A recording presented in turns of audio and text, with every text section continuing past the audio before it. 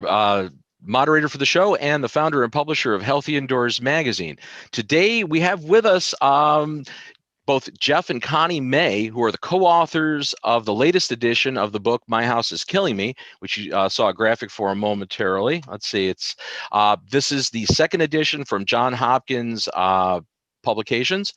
They published their first one many years ago. This is a revised version with a lot more content. We're really excited to talk about that. They're co-authors of numerous other books in the IAQ space. Jeff has been a long-term veteran of the industry since the early 90s. He's been out there as a consultant in the field, widely published, widely presenting at industry events. He's been around, he's actually been around a long time and done a lot of very impressive work. He's also one of our contributors to Healthy Indoors magazine. He writes the column May's Ways every month. So we're really excited to have you guys here. Welcome. Jeff and Connie, how are you? Good. Thank you for having us. Great. And in the co-host seat, as always, as most always, the ever-present healthy building scientist, Mr. Joe Medosh. Welcome, Joe. Great to be here. I'm really honored to have you here, Jeff. You are somebody I always have looked up to and admire, and have your book. In fact, your new book is an audio book. For those of you that don't know that and want to struggle to find time to read it, just listen to it in your car. That's a phenomenal upgrade, Jay. Way to go. Jeffrey, sorry. So, with that, we've got some set questions that we'd like to get into with Jeff and Connie, and then we'll, the second half of the show, for those of you here that are in our live virtual studio audience, we'll let you guys hop in, fire your cameras up, and pose some questions to all of us here, and we'll entertain that from about 1:30 on. So I guess I wanted to start out, Jeff and Connie. So what prompted the second edition of the book? Well, we were approached by the publisher, and Joe Rusco at Johns Hopkins University Press contacted us and said that they were interested in doing a second edition. And My House is Killing Me was the first book on air quality, indoor air quality, that Jeff and I wrote together. We were published authors before. We'd written textbooks as educators, but My House is Killing Me was the first one. And Jeff had learned an awful lot of information since we wrote it in 2001. And we had many more case studies, and we'd worked with many more clients. So we were interested in doing the second edition. We didn't realize how much work it would be until we got our teeth into it. But in the end, it has a lot more information than the first edition. But well, it clearly has a lot more weight. I mean, this book, and you mentioned that in the pre-show that it was heavier paper, but no, it's also a heavier content. There's a lot more stuff in this book. This is a very thorough compendium of information on indoor air quality. We wouldn't have thought of it if they hadn't contacted us. We'd sort of put the writing part of our lives on hold, to be truthful, because it's so much work. But once we got started, we were pretty excited about it. It's you've been known for this for a while, right? The original My House is Killing Me was your first book in the IAQ space, right? And that was originally published in what year? 2001. Yeah. And I thought your new title should be My Home is Still Killing Me, because people read your book. They didn't. It's actually true.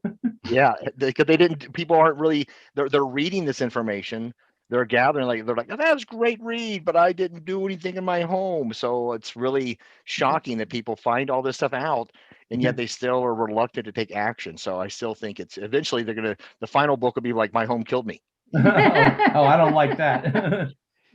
Well, one of the things that I took notice of right in the beginning of the book, you made a reference that I thought was just super interesting to cilantro.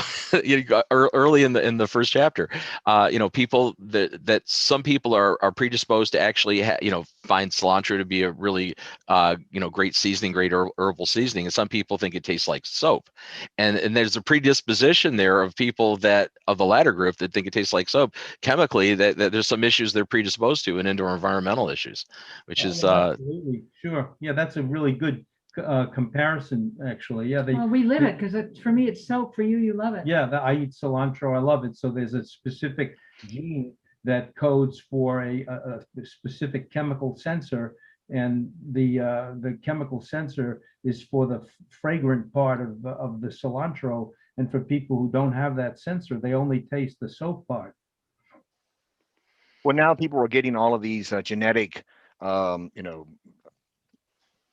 profiles, and I think that then they come back and ask you more questions and continue to do that. I think that we're headed towards this path of learning maybe a little bit more about predispositions of people that actually are sensitive to other things in the homes that we still think of only as an immune response. Maybe there's other things that are genetic that we still have no clue about. So I think that the next 10, 15 years could actually open up a lot of opportunities to learn more about what are you predisposed to, and hopefully homes are also going to be disclosing what's in your home, so you can try to define a home that fits me. So when you go to the grocery store, whether cilantro tastes like soap, but I move into a house, I don't know that there's something in that house that could actually cause me to have reactions. Yeah, I mean, that's a good point. And we see that a lot in families. It typically, it's the women that are affected more so by men, almost, I'd say probably 2 to 1, where they become sensitized either to allergens or odors or something like that. And often, the husbands don't actually believe them. They're not very supportive. I mean, many are, but some are not. And we've actually had a few divorces where, the woman gets the report and, it's like, you SOB, you never believed me. As a consultant too, I've run into that so many times over the years. How often have you found yourself almost in the role of marriage counselor? They say that IAQ consultants, we shouldn't be, giving medical opinions, but sometimes we're giving life counseling opinions. It's crazy. A lot. It happens a lot.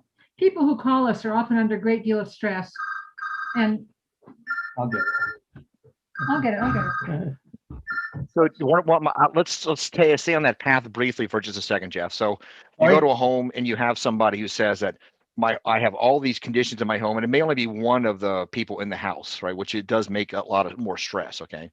Why don't you talk us through that? We also understand some of the tools, but why don't you talk about how you work with that client as a tool, or to get them to understand more about their home or their conditions, or let's be hyper aware of the time of day or where. Can you talk through and give some advice to those listening? Because most people don't understand how to use the occupant in the same way we use our other tools.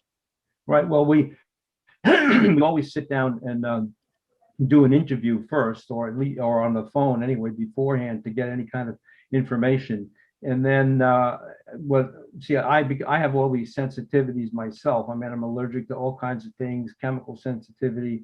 So it's actually it's pretty easy for me as I go through the environment to actually decide, where there are problems and where I want to take samples. So it's actually happened to me a couple of times where, I'd be walking down to a space and I'll start to cough, and then the husband turns to me and says, "Gee, my wife coughs at that spot all the time too." And in one case, it turned out there was some loose floorboards. It was oak floor and then subfloor, and there'd been some kind of water problem there. And when you step on the oak, it would compress the air, and then the mold spores would come out through the crack. And I actually took an air sample at the crack and walked around a little bit, and could actually show that there were, a lot of either Aspergillus or Penicillium spores coming between the 2 floors.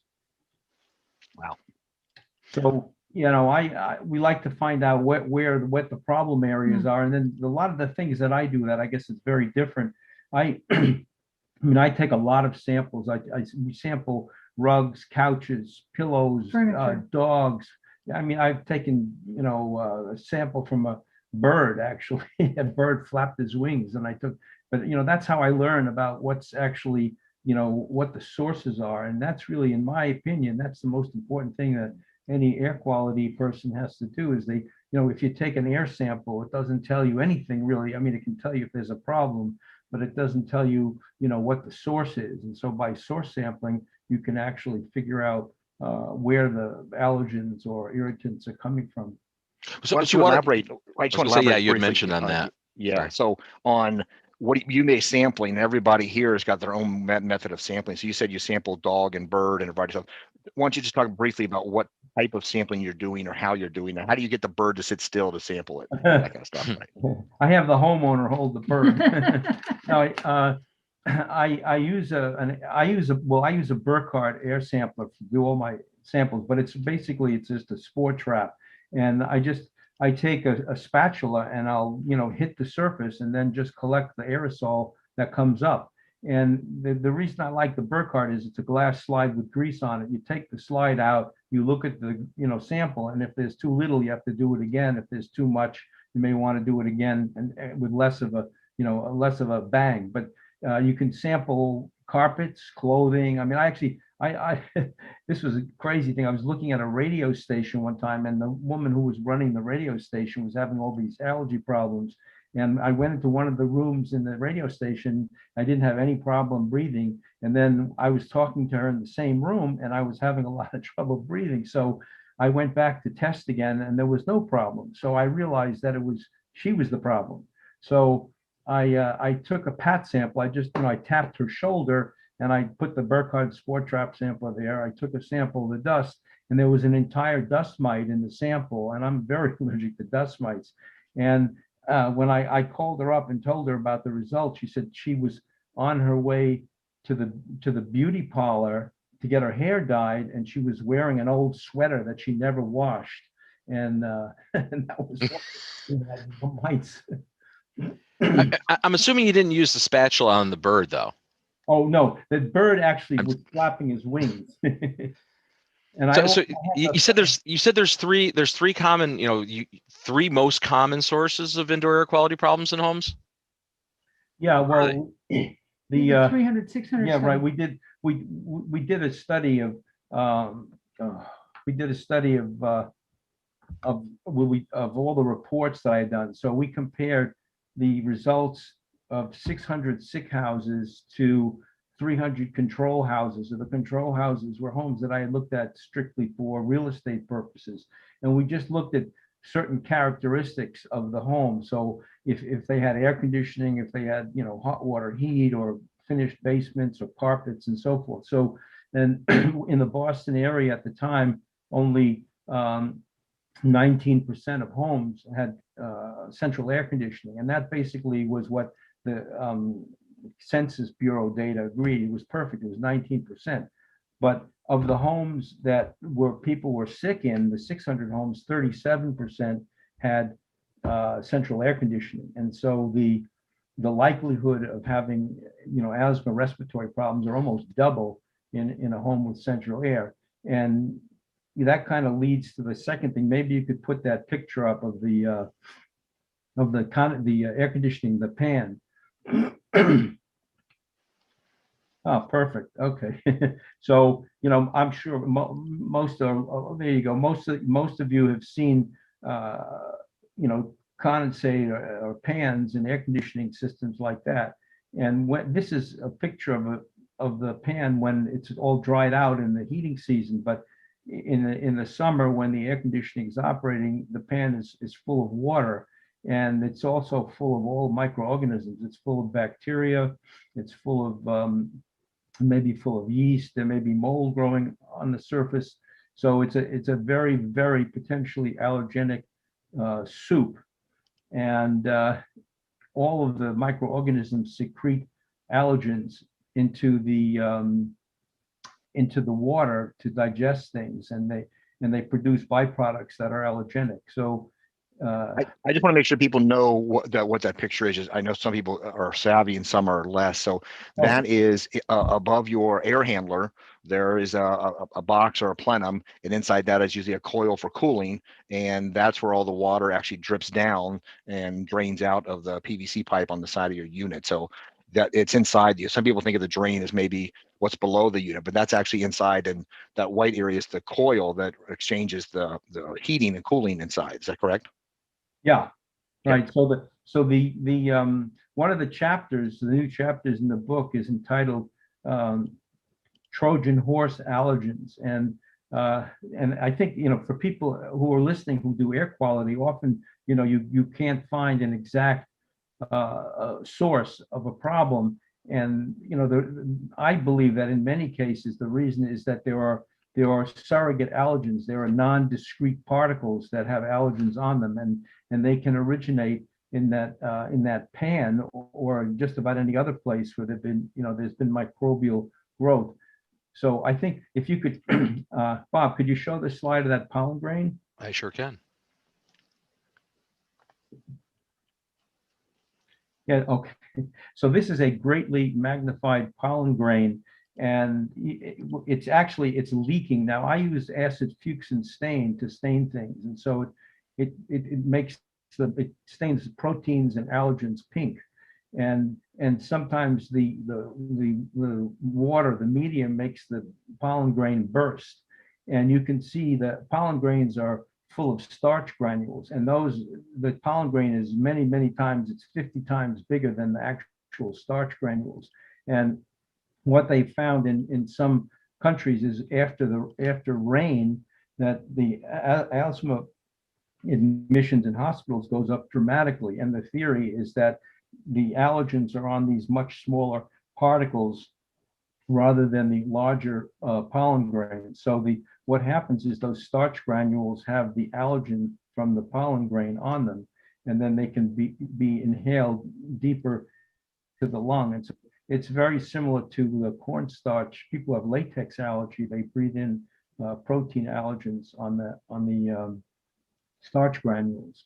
So if you have drywall dust in an air conditioning pan or cellulose or anything, once it's sitting in that allergenic liquid, when it dries, it can be aerosolized. And so you can take an air sample in a space and you'll see no mold spores, no pollen. You may see some inorganic particles or small bits of sort of uncharacterizable dust, but people can be having allergy symptoms from that. So those are surrogate allergens. No, that's new to the book. That wasn't Yeah. in the first edition. So, one of the questions that people have asked, how does a consumer become an educated consumer and be a smart shopper of indoor air quality services, whether it be consulting or, people are contracting for various things in the sector? What does a general consumer need to know? How can they make smart choices? We have that in the book too. Yeah, that we have that in the book. You want to answer that one? No, Okay. we have a chapter in the book called Testing and Remediation, and we talk about just those issues, and we have lists of questions that consumers can ask professionals when they call to find out about their services. You have to do your research, and we added that because people have often asked us that question over the years. Well, and we all know that that's one of the most challenging conditions. That even if somebody says they're certified, they can show you some credentials, and credentials does not mean qualified. That's a real challenge in our industry. That I've got some credential that I got on a weekend webinar, and now they think they actually can go do sampling and do diagnostics. It's one thing to sample, it's another to understand what's happening in the home. That's a world of difference, and people just think that sample tells them everything, when as well as I do, it's about what you're experiencing, what you're visually, and what your occupant's telling you. Then your supporting sample confirms your evidence. But to think that your sample tells you everything is what people really kind of go down the wrong path on. It's also an interdisciplinary profession. You have to know something about building science. You should know something about practical science. You should be a good listener. I mean, it really pulls on a lot of skills. And I think the best, the most effective indoor air quality professional is someone who has those skills and training and practical experience. Well, I mean, Joe cited, all the certifications that fly around the industry, and all of us here on this call have some of those voluntary acronyms, but that's not just limited to those. I mean, there's licensures out there. Like for example, I won't name the state that I live in, but like the mold license. You take a 4-day class, pass a 50-question multiple choice test, and now you're an assessor, and you're qualified to go out and actually consult and write specs for mold remediation jobs. I actually ran into a consultant who claims that he's a certified mycotoxin investigator. And I kind of researched that, and I found that he took a 1-hour, online video about mycotoxin testing. That would be a great show for Netflix or something, the mycotoxin hunter, that's the kind of stuff that kind of leads to, yeah. Oh God. Yeah, but that you definitely led to a point there, right? Because that's what from a consumer perspective, right? What do they have to judge by? They have the credentials that the various professionals, hand to them. And, and it's even more complicated, I think, when it's a state issued licensure, because it seems to have value, right? I mean, you got this card from the state. Doesn't that mean that they're qualified? And it's like, yeah, I think, there are some places that have, evaluations of people. Maybe that's kind of helpful. I don't know if, have you run into problems where people get, into trouble where they've used someone that had really good recommendations? sure. Well, yeah, that's not uncommon because people are like, hey, get your brother and your family to all chime in or something. So yeah. Right. Yeah, that's true. I went to, we were in some town we were traveling through, and I looked online for the best, restaurant or something like that. And it took us to a Home Depot parking lot, and there was a hot dog stand there. And that was the place that it directed me to. And I was the lousiest hot dog I ever I ate. was gonna say, I mean, was it at least a good hot dog? No, it wasn't any good. It was terrible. And he had all of his friends saying what a great place it was. But again, that leads to that same point, and I'd even raise the argument. Let's stir it up here for the Q&A later. Does the fact that a lot of or many sectors in IAQ, right, require or are driven toward third-party consultants, not having contractors also do testing, or not doing design builds. And I know that's been the model for the asbestos industry, ever since that industry kind of shook out, and it's been the model in 7 states now, 8 states in the United States that require separate third party. But does that third party mean anything? Like you just illustrated, Joe. How do you know it's not the brother-in-law's company that's the consultant? I don't. People cheat. Well, the ACAC is pretty good. I mean, I took that test, Yeah. and that was a pretty thorough, difficult test. So I think people who've done ACAC know their stuff. No, I wouldn't question that, Jeff. I think there's some really good voluntary programs out there. My question is when you try to regulate competency, and integrity and common sense, and honesty, you can't really regulate that very well, Yeah, well, I think the one thing that is missing, what the ACAC does do, is they want to know what's your experience, how long you've been in the industry. You need to actually, submit something that says I've been working with so and so for so long, and that amount of time determines what level you actually get when you pass your test. So there are some checks and balances with some. Others, you just go take a class, and you were a banker a month ago, and now you are an expert in, assessing homes and testing for mold. So that's really the difference between some of these is I don't need any kind of a justification as I actually have experience. So is ACAC really a common term for that acronym? I always say ACAC. I'm just ACAC sounds to me like it's something that's happened in World War II with anti-aircraft. It should be educational programs, really. Yeah. Well, I want to Joe wanted to know, I think, about something about dust mites. I think I'd like to get back to dust mites. Absolutely. One of my favorite topics. So I'll prompt the question. So according to some, so you can verify or not, that dust mites were actually not here in America prior to, we'll just say 1970. So can you, deny, clarify, or tell us more about the history of dust mites as best you can, without giving away your book? I should say in general, like allergists were considered, voodoo workers for a long time. It was not a sort of very respectable discipline, for doctors.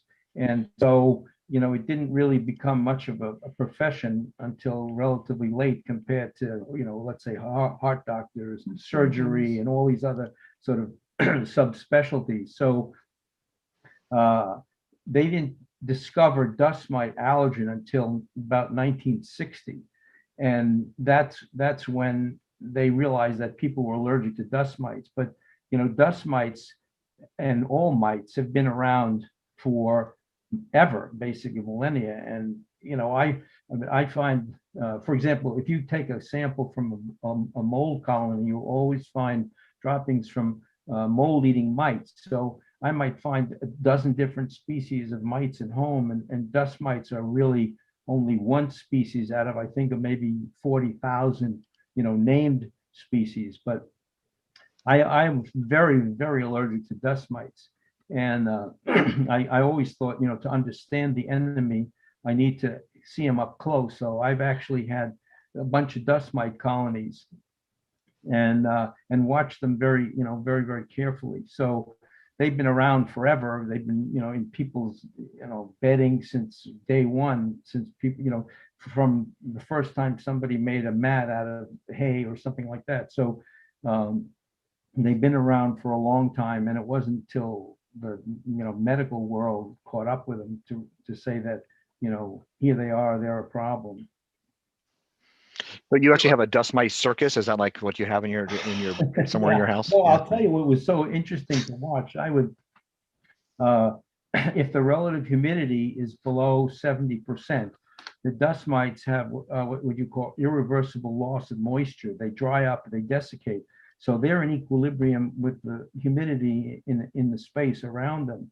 So they don't drink anything. They dust mites have little salt crystals on their palps in front, and they can actually extract moisture from the air and take the moisture from the salt crystals. So when the relative humidity is below 70%, they all congregate in a space. I can't think of the word now, but in my colonies, when the relative humidity was below 70%, you could see little yellow dots on it was on a piece of paper towel. That's how we culture them on towel with fish food.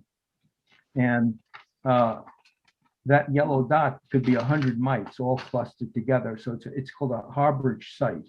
And a lot of roaches do that. Yeah, roaches make harborage sites. So they actually drag their eggs in. It's kind of cute. They kind of go all clustered together, and then they don't dry out because they're clustered together. So they'll be in deeper portions of the mattress or the pillow or whatever, all clustered together. And then when you get into bed, the relative humidity goes up in the mattress, and then the dust mites then can do what they do. So all they do is they fornicate and defecate and masticate. So they produce all those allergens that make people so sick. So I just want to clarify. Yeah, I want to clarify. You said it on record. I had to. I want to clarify. People go into a room and they'll walk in the middle of the room and they pull out something like, okay, I measured the relative humidity in this room and it is 65. So this room could not have dust mites. Can you please elaborate on what does it mean to measure relative humidity, especially bedding and other stuff where it's hard to do that, but multiple samples, something to give you an indication that the relative humidity really is something that may be elevated here? Well, the real issue with mites is that they live primarily, where we sit and spend a lot of time. So you find dust mites in chairs where people sit a lot. I know I had one guy who retired and spent 15 years working on his stamp collection, and he was sat in the same cushioned chair, and there was so many dust mites in that chair. If you snapped your fingers, the chair would come towards you without the person on it. So it was grotesque, and he was deathly ill from that. So if you measure the relative humidity, I've done this actually. I woke Connie up with a sling psychrometer in the middle of the night. I was under the covers, with a flashlight, taking the relative humidity. It's true. I can't even picture this. Actually, I can. That's what's scaring me. Horrible nightmare. And the relative, spinning noise, the light. Well, what a great illustration that would make in the book. I'm telling you. Yeah. I now have a digital thermohygrometer, so I don't disturb her. But if you measure the ambient relative humidity, under the covers, it's pretty much close to the room air. So the only place that it's really high is under your body directly where you're sweating into the mattress. So all of that mite activity is right there, or it's in the seat. But as soon as you get out of bed, they all congregate together in their little harborage sites, and they sit there waiting for you to come back. The same thing. Boy, there's just a loaded path right there with your digital hydrometer under the covers. So we'll just move on to another topic. Yeah, we're going to let that go. I want to remind our virtual studio audience in about a minute or two, or maybe 3. We're going to invite you to turn your cameras on. We'll still ask you to keep your microphones muted and use the reactions button down in your lower part of your window with your cursor to raise your hand. And our moderator, editor of Healthy Indoors Magazine, Susan Valenti, who's lurking in the chat right now will acknowledge you, and I'll let you guys come in and ask questions of Jeff and Connie, or Joe and I, if you'd like to. Yeah, I have a question for you, Jeff, though. So you touched on it just briefly before you spoke of dust mites, the mold-eating mites. My first experience actually knowing that they existed was back when I took my Macron class back in 2000 and got a microscope, and I was looking at mold off a basement wall, and I was like, there's these things, they're mites. What are these? And they're, it freaked me out too when I saw it moving on my tape lift, under it. And of course I cooked it, because it was an old halogen lamp on the. It's like the. How do they come into play? Are those mites problematic? The ones that are eating mold? Absolutely, yeah. They're I mean, nobody, to tell you the truth, Allergenic fecal matter. nobody has even looked at this. See, there are only about, I think there's something like 400 acarologists in the world. I mean, it's such an arcane field. There's 40,000 identified species or something like that, but it's extremely difficult field to be in. So nobody really knows a lot about mites. There are a few people, but actually Larry Arlian was one of them. I think he's in Ohio State, and he has a paper somewhere that he says that every mite produces allergenic fecal material, and some of the mites have what they call a stylet. It's like a spider. They inject, I guess, enzyme into the spore, and they digest the stuff that's inside, and then they take the liquid out. They don't eat it. I think some of the mites actually chew up the spores and eat them. But there are a lot of other microarthropods that do that. I was in a case where a family was suing the town because of a flood that supposedly made their whole basement moldy.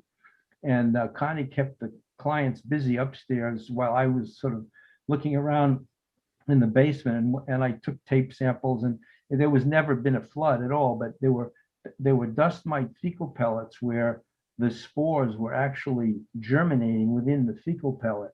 So they clearly have had this problem, this mite problem and mold problem for many, many years. It had nothing whatsoever to do with the leak that they had recently. But you're saying the fecal pellets for the mites were a source for the mold. So that's almost like that paradigm with that whole rat colony where they were trying to grow the rats and feed the rats. I mean, so there's a symbiotic relationship. Oh, absolutely. Yeah, sure. Wow. There's some of the mite. There's a mite that lives in seaweed that has like crevices in its outer skin that are the perfect size for the spores of a particular type of mold that grows in the seaweed. And so when the mites forage in the seaweed, they carry the spores up. Well, in fact, this is something that always mystified me. When you look in attics sometimes, and it's a moldy attic sheathing, sometimes you'll see colonies of mold kind of dragging along like a necklace or something. And that's actually mites that have gotten spores on their bodies and then deposited them. And then those colonies, those single spores develop into colonies. It was such a mystery. It almost looked like somebody had taken a pencil and outlined, a design on the wood, but that it has to be a foraging mite. That's fascinating. We also have mites on our body. We have mites in our eyebrows. There's a variety of other mites. I mean, we live with these constantly. Maybe you do. Yeah. No, you do too. The first time I heard about a Demodex mite, I pulled an eyelash out and I looked at it under the microscope, and God damn it, there was a mite there, crawling around. I couldn't believe it. I just couldn't believe it. The very first time. I find them in beds sometimes. They're very strange looking organisms. This is the danger of having a microscope, Jeff. Yeah. Right? I mean, you start to do like the damnedest things in your house, and here, let me look at that off the dog. I'll see what it is. I miss a lot of football, I'll tell you. No, so, you're not missing anything. So let me, I'm going to ask our virtual studio audience now, please, everybody turn your cameras on. And Susan, do we have to give them access to do that, or can they just do it? I believe they can. Yeah, I think they all can do it right now. So guys, turn your cameras on, and yeah, there you go. Hello, hello. Everybody start popping your cams on, and use the reactions button down on the lower right side of your screen to raise your hand to ask a question. And while we're waiting for people to jump in here, I have a question for Jeff and Connie. Who's the better writer and editor? You've been a dynamic duo here for a while. I am. That's an unfair question, I know. Yeah, right. We knew the answer. I am. She taught English I for 40, taught- 30 years. I taught writing for 30 years, and that's really my skill. You know, Jeff will dictate, and I'll listen to it, and then I'll form it into a paragraph, and then he reads it over. And Yeah, when we did My House Is Killing Me, I would be, dictating, and all of a sudden you say, wait, and it'd be this silent moment, which would be like typing and rearranging everything. I mean, I have to, I see for years now, you've been our longest running column in Healthy Indoors magazine. And one thing I have to always say is we never have to edit anything that comes from you guys. In fact, I have to go back to Connie chastising me back in 2015, or maybe it was 14, because we had some typos in the magazine. My editor was out for a bit, and I actually pushed an issue out. And she corrected. She sent me the issue with corrections on it as a PDF. And no, it was great because I was like, "Holy shit, you're right!" It's like, wow, I'm embarrassed. Like, and I had to write a apologetic letter back, going, "Oh yeah, well, I pushed it out without our editor proofing a lot of this." Well, I did it for 30 years. It's a hard habit to break. I have a question we mentioned earlier, and it's a common theme that many people listening experience. There's a hyperactivity of mycotoxins. It's people are like, I got it in my blood. It's all over my house. This is killing me and my family. Can you just give us some common sense advice about mycotoxins? What they could be doing to the body and where they're found in the house or found in other conditions. Right. Okay. Well, it's a shame I think probably if there's, a lot of air quality people, including me, we get a lot of referrals from people who are very concerned about mycotoxins because they found mycotoxins in their urine. And most, I would say, 99% of mycotoxin exposure is really from foods. And I've been researching this a little bit. Well, I've tested teas full of mold, like organic teas are very, very moldy. Loose leaf teas. Yeah, the loose leaf tea. But there are a lot of papers out there if anybody's interested on mycotoxins in food. So it's very, very common. And I've actually done some calculations where, I forget the exact number, but let's say there's, 4 picograms of ochratoxin A in an Aspergillus ocratius spore. If you calculate what concentration in the air you would need of spores, it gets to be into the hundreds of thousands. So they have shown that workers in silos who are dealing with moldy grain, concentrations in the millions, then they will have mycotoxin in their urine. But if you find mycotoxin in the urine of just anybody, not necessarily somebody in a damp building, that it's most likely from food. And that does not, I hate to think that, people are going to say, well, then mycotoxins aren't real. I mean, No, they are real. real. The thing is that I mean, the only way I can explain that people get so sensitive to these things is that the way, I have chemically sensitive, so the very low concentrations of things really bother me, and that there may be some biochemical mechanism to which people become hypersensitive to mycotoxins. So if they're in an environment where there are mycotoxins, they're reacting much more strongly than they would, from a sort of, strictly toxicological point of view, where you need thousands of times higher concentration. I mean, a lot of our friends who had Lyme's disease seem much more sensitized to mold too. So let's give some advice to those who get these calls. So, the people say, we not have it in our urine, but they also have it in their blood. That's a common response because once they do one, they do the other. So what would you recommend to those who are doing these assessments as to, okay, so what would you do at a house? What would you be testing, or how would you confirm that the mycotoxins may or may not be in the home that are causing Well, these reactions. Yeah. It's really not even possible. In fact, I had a paper with John Richards, I think it was, in Mycopathologia, and there was a house on the Cape where this woman was deathly ill, and we found Aspergillus ocratius growing in her duct system. It was actually growing in dog food, and I sent that off to John Richards' lab, and they found the highest level of ochratoxin A than any sample they'd ever seen. It took them, they had to keep redoing the testing to dilute it. It was 1,500 parts per billion. And so we also took samples from the refrigerator to get the house dust, the long-term collection, and they couldn't find ochratoxin in the dust. So it was very high in the actual duct work, but from the air, it didn't, you couldn't really get enough of it to see. Now, maybe if they had 10 pounds of dust, they could have extracted it, but with the amount of sample, there was no ochratoxin at all. So it's very difficult although I think there are some filters now where you can test for mycotoxins. So Terry Sofer's got a question. Your camera's live and your mic's live, Terry. Your mic can be live. Yes.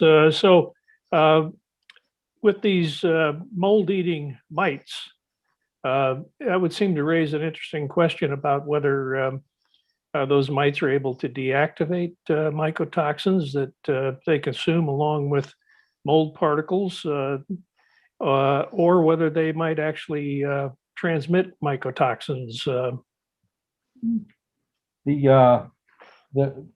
I don't think that they would, activate or deactivate the mycotoxin, but I don't know if they could accumulate, that much in the fecal pellet. I mean, the fecal pellets are, there's 25 microns or so, and they're actually much bigger than the original spore, so they don't get aerosolized as readily. So you're less likely to breed, mycotoxin from a fecal pellet than you are from, individual spore.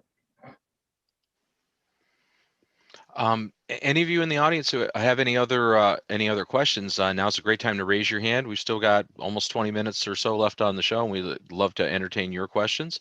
I had another question for you, for both of you, Jeff and Connie. How did you ever come up with the original title of the book, My House is Killing Me? I know in pre-show we had a little conversation about that, but certainly could be considered an inflammatory title. Yeah.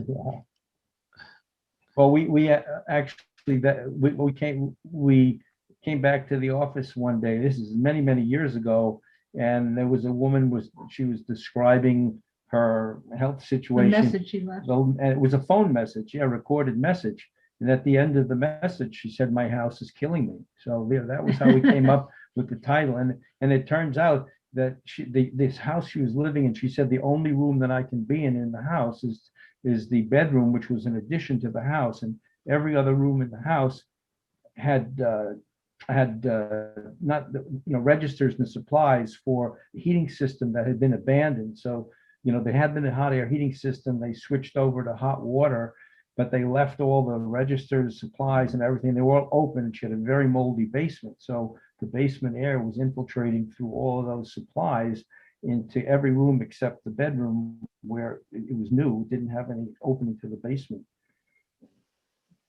Okay, so let's see how well the cobbler's shoes are in their own house. So I have some questions back to you guys. So what do you guys have in your home that you would recommend that others do? Like, do you have purifiers, HEPA filtration, and do you have an air handling duct system? Do you have a HEPA vacuum? What are you guys doing to make your home healthier now that you know some of the challenges that go along with just living in a normal home with cloth material stuff? I'm married to Connie. No, we should start with the construction of the house. Actually, we chose to live here because the builder would do. It's a new. We're the first occupants. We're the first primary owners of the house, and the builder would build it the way Jeff wanted. And the foundation is insulated on the outside, so we have no fiberglass insulation in the basement. The basement's unfinished, but it's easy to condition it. We have a heater down there. And then we have a duct system, but Jeff insisted on the highest level of filtration in the duct system that we could get. And we have a separate hot water heating system. So in the winter, we shut off the duct system so warm house air won't rise up into the ducts and fuel mold growth. Yeah, that's a good point, actually, for people out there. One of the, we have separate heating and cooling. I couldn't live with a hot air heating system because you're constantly circulating all the allergens. But if you have a separate air conditioning system in an attic and you're in a climate where it's cold in the winter, you can actually have condensation in the air conditioning system. I've opened a couple of them up and there were puddles of water. I think I have a picture in the book actually of this guy was deathly ill, and he had asthma, and he was running humidifier in his bedroom all the time. And I disconnected one of the ducts. It was a big house and there was a long trunk duct. It must have been about 30 feet long. And I looked down and there was water dripping down the walls, and there was a puddle in the underneath the filter. And the duct that I disconnected was completely black. It was flexible ductwork, and all the dust was covered with mold. So if anybody has an air conditioning system that's not run during the duct system isn't being used during the winter and it's cold, they should seal all the registers and cover the filter with foil or saran wrap or something so that it's fairly airtight. We have no wall-to-wall carpeting. We have all hard flooring. A few rugs. We have a HEPA vacuum. We use unfragranced cleaning and body products, and we don't burn jar candles. It's a lifestyle. The lifestyle choices really, they can make a big difference. But I can tell you, really, the most frustrating thing for me was that the only room in the house that really bothered me at all was my own office. And I took samples. I tried, did particle counts and all kinds of things, and never really could, it was like surrogate allergens. There'd be small particles in the air, but I have no idea what they are or why they were bothering me. And I finally got an air filter, and that helped. But what the key was, I walked by my bookshelf one day and I started coughing, and I realized I have all these old books from college, things that have been stored in my basement, and you can see it's now covered with plastic. I'm going to clean them eventually, but I couldn't do it in the winter. But behind me you can see the polyethylene that's covering all the books, and that's made 100% improvement. And the dust on the books, it's just, there's nothing really definitive there. I believe it's from the air conditioning, because the air conditioning blows blows a certain amount of dust around, and it's impossible to avoid some sort of microbial growth in that system. Well, especially when you're talking about books, we've had clients over the years, one in particular who I won't name because they wouldn't be happy if I did, but a federal government entity that had a very rare historic book collection in this higher up management person's office, and books that were hundreds of years old leather bound books, and this person was getting ill in the office. And that was really that was the source. It was actually this historic collection of books that was causing it. So you mentioned earlier that you don't have any fiberglass in your basement. And I think that's interesting, because what you see a lot of times is fiberglass, right, gets stuffed in the rim joist, right, which is kind of like a futile effort anyway, because it certainly doesn't air seal anything. And then how about the vinyl covered fiberglass wall mat that builders like to hang 4 feet down in a basement? Yeah, actually, there's that new system, something, I forget who makes it, that it's fiberglass with vinyl, and I've actually found mold growing in that already too. I mean, I actually wrote a paper on that. I think there was 50 samples of fiberglass from basements and crawl spaces, and actually worked with Chin Yang on that. So he did the sort of the microbial part to identify things, and more than half of the samples had severe mold growth in them. In the dust, in the fiberglass. What happens is the fiberglass traps sawdust particles and pollen and all sorts of biodegradable debris. And then if the relative humidity gets high enough, the mold actually starts to grow. And I have pictures in the book of that, of actually hyphae growing around fiberglass fibers. So it's very common to find mold growth in fiberglass insulation. The industry says, no, mold can't grow on fiberglass. It's a mineral, but it's growing on the dust particles that are trapped in the fiberglass. Yeah, can we the reiterate binder that too, right? Yeah, The right. binder, because it's vitreous glass. I heard that argument back in my NADCA days when we got into the battles with the insulation manufacturers about internal lining and ductwork, right? And I was doing presentations back in the early 90s on that and constantly being harassed over it because they say, oh, it's vitreous glass fibers, they don't support microbial growth. It's like, yeah, but you've got binders, you've got adhesive binders that are organic material, and you've got tons of organic debris in there.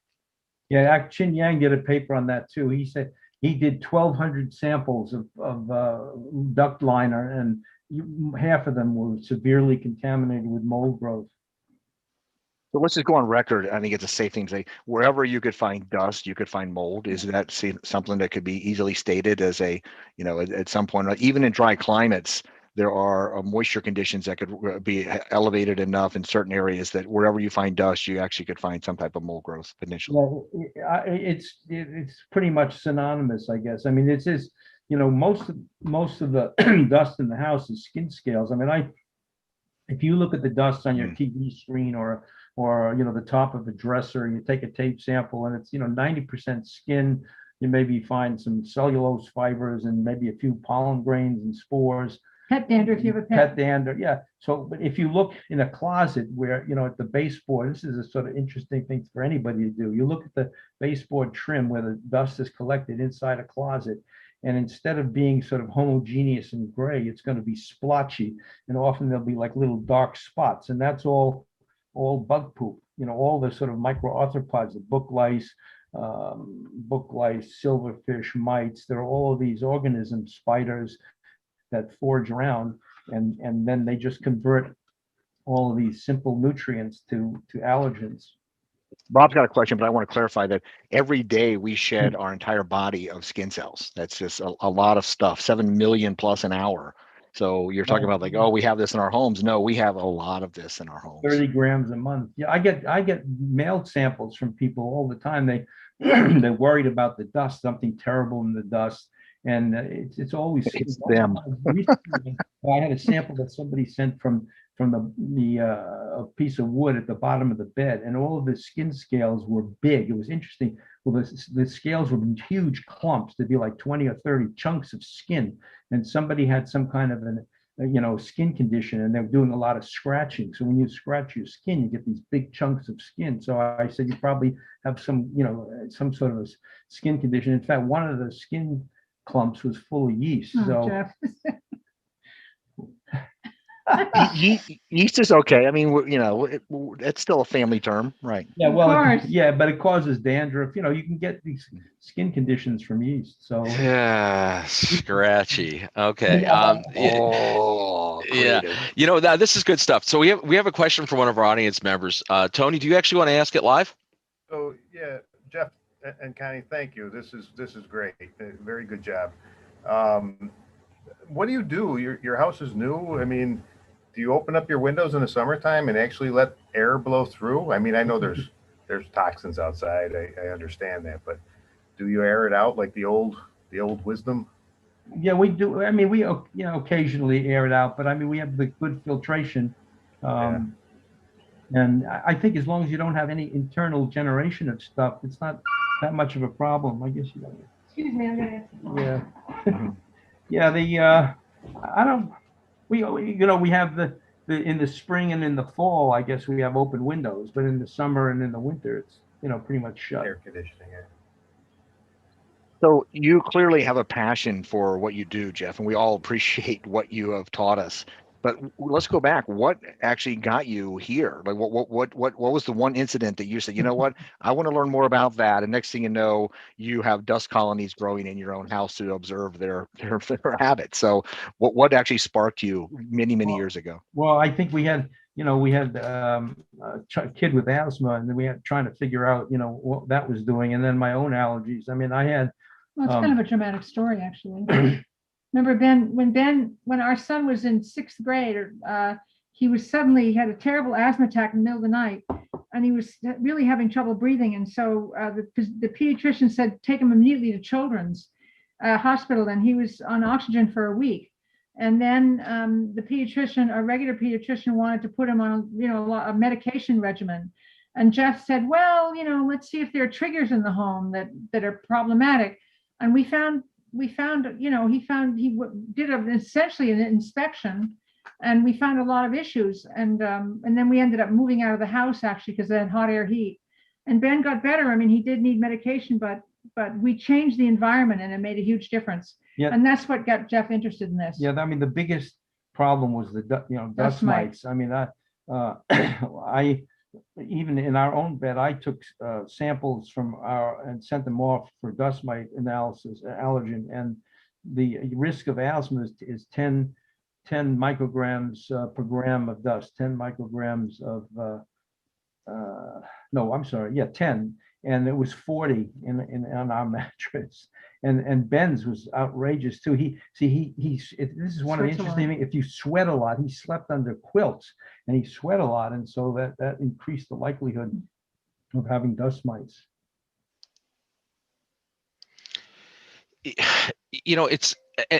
That's actually an interesting motivation for getting into it. So I mean, that drove you down this path, and here you are, almost 30 years later, right? Just shy of 30 years in the industry. Yeah. What's changed though? I mean, what have you seen? Obviously, the obvious elephant in the room is the last year in the pandemic, because that was a big, once in a century type event. But how have you seen the industry change? What stayed the same and what needs to change? And just your thoughts. Well, I guess the shame, I guess, is the big players are.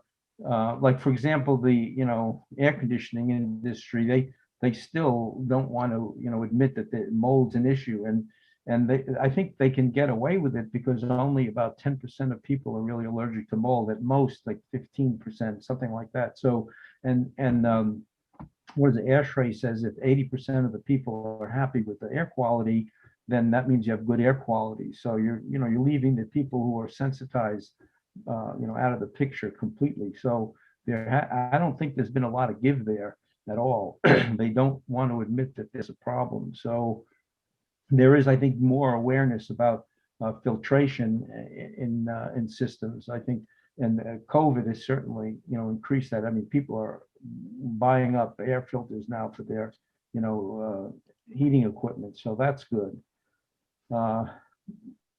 It's a separate profession. It wasn't in the beginning, I mean, IAC was not Right. that old an organization. Right, yeah. So one of the things you're able to do yourself is you actually can do your own diagnostic. You can do a sample and then actually check it. So what kind of advice can you give to others out there that aren't skilled at that and want to do a bunch of samples? And that actually adds up to a lot of money for your client. And many of them say, oh, I can't do that. I can only afford 5 samples or whatever it is.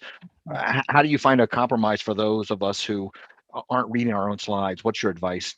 Learn how to read your own, learn how to read the slides. I mean, but learn how to take the samples. I mean, people go into crawl spaces first, and then they go and they take a sample in the living room, and they find a mold spore that was really in the crawl space that got on their clothing. Yeah.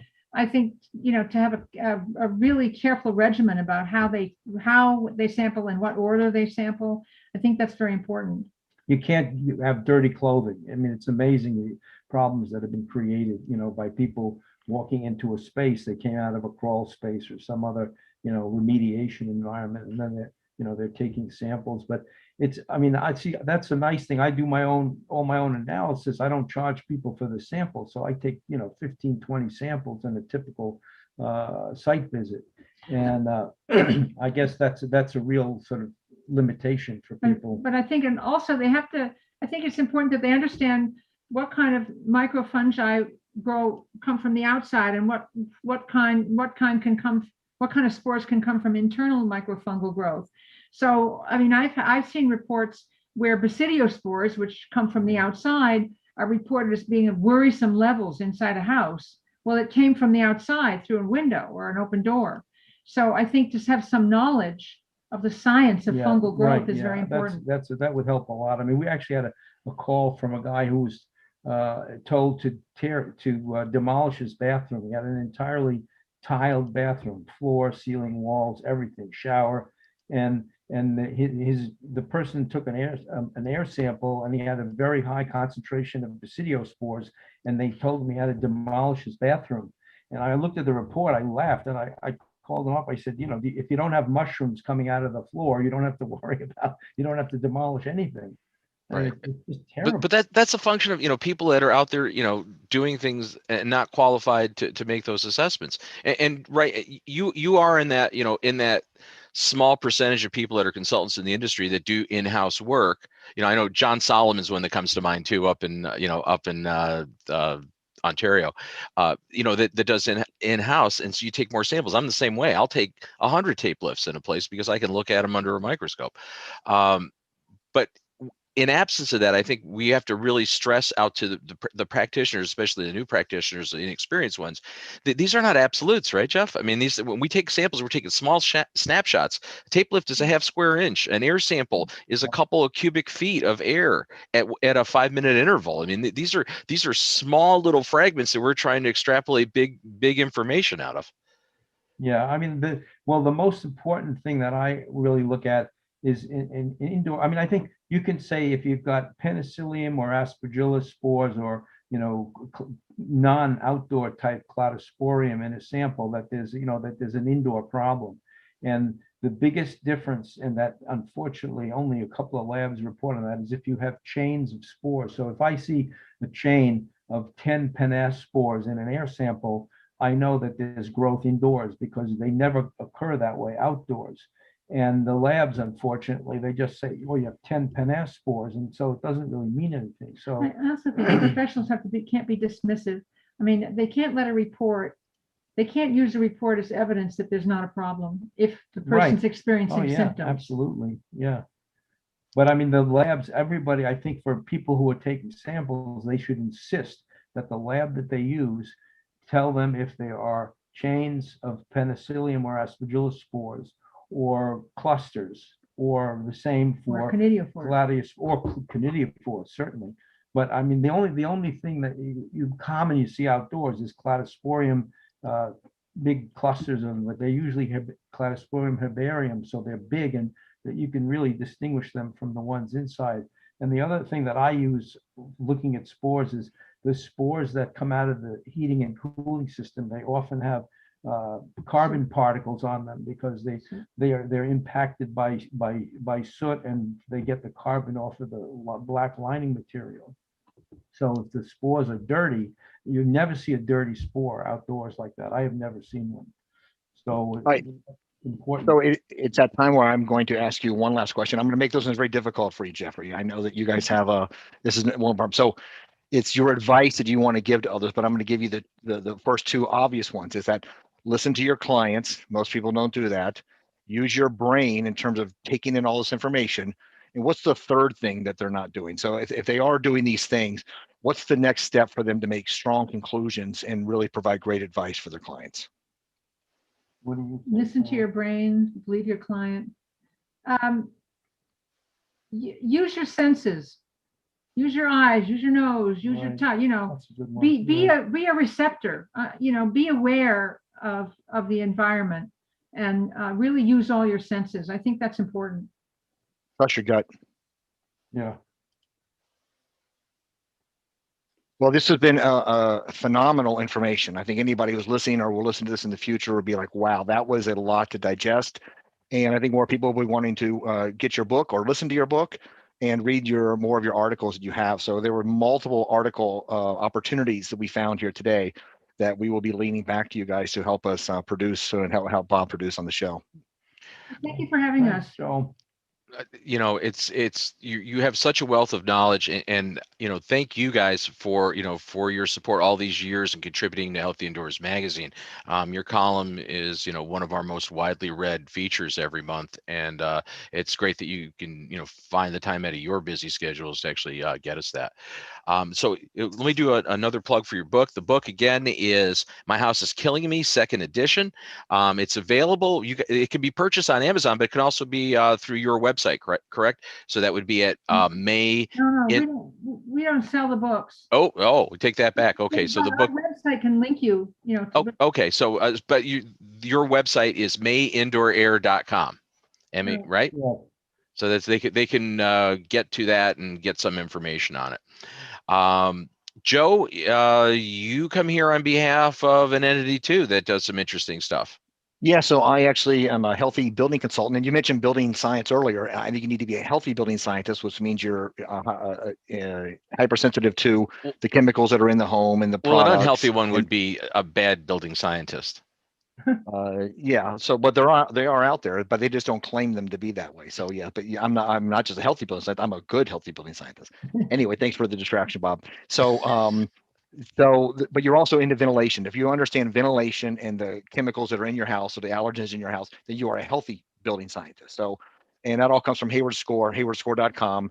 We have a survey that you can answer probably in around 10 minutes. It advises you about conditions in your house and makes you very aware of your house. And we also believe that the occupant is the number one receptor in the house. So Right. you can bring whatever tools you want, but that person is so much more sensitive to any tool you can buy for even $100,000. So that's our focus, and you can find more out on our website. Thank you. Excellent. And I'll do the shameless plug for Healthy Indoors. So we are a monthly free digital publication. Our USA edition comes out every month. March edition will be out shortly.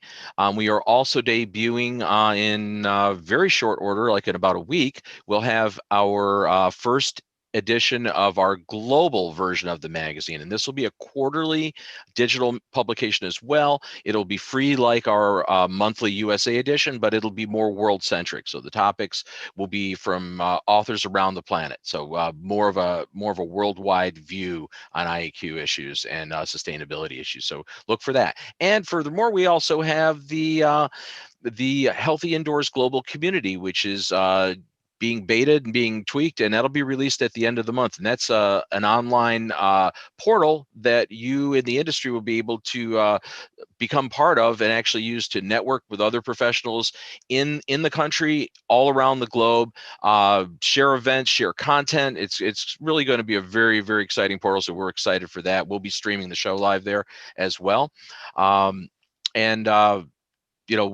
Definitely more news on that coming up in the next week. Now, as Susan will remind me before she even has to put it in the chat, next week's show is also a great show. We will be taking a look back at the year of COVID. All right. So it's about a year since we launched this live weekly show based on the pandemic. And with us next week, we have Dr. David Krause, Dr. Richard Corsi, and Scott Armour, all of whom Dr. Corsi hasn't been on our show before, but the other two gentlemen have been on a lot of our episodes talking about COVID. So we're going to take a look back at the year that we've all experienced, what we've learned from it, and take a look forward. So this is a show you definitely don't want to miss next week. So definitely join us here. We'll always be back at the same bat time, same bat channel. You can now watch us live. You can be part of our studio audience like many here, or you're also able to watch the show after the fact. We put the recordings up about a day later, and there's an audio podcast associated with the show. So that's I think that's enough promo on that. Jeff and Connie, thanks so very much for being here. It's just a great time to always speak with you guys. I'll always learn and always enjoy what little time we get to share together at events. Thank you. Thanks, Bob. We feel the same way. And Joe, as always, it's great to have you here. And I do have to say my sarcasms, and poke in some things here and there because it's just how I roll. But Joe Medosh is no stranger to being on top of his game either. So with that, I would like to thank you all for watching the show this week.